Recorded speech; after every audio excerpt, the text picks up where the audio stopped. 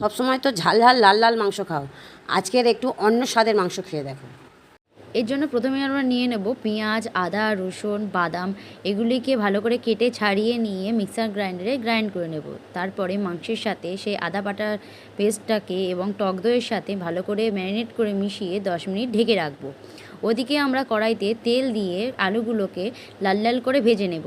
তারপর আবার কড়াইতে তেল দিয়ে তেজপাতা, লবঙ্গ, দারুচিনি, এলাচ এগুলোকে একটু ভেজে নেব। ভালো করে একটু ভাজা হয়ে গেলে তারপরে ওর উপরে আমরা সেই ম্যারিনেট করা মাংসটাকে তুলে দেব এবং কষতে থাকব। আস্তে আস্তে কষা যখন কমপ্লিট হয়ে যাবে তারপরে সেই যে বেটে রাখা যে পেস্টটা ছিল বাদামের সেটাকে দিয়ে দেব এবং আবারও কষতে থাকব। তারপরে আমরা দিয়ে দেব স্বাদ মতো লবণ এবং তারপরে জল ঢেলে ঢাকা দিয়ে খানিকক্ষণ ফুটতে দেব এবং শেষে দিয়ে দেব গরম মশলা। তৈরি হয়ে গেল আমাদের দারুণ স্বাদের নতুন রেসিপি।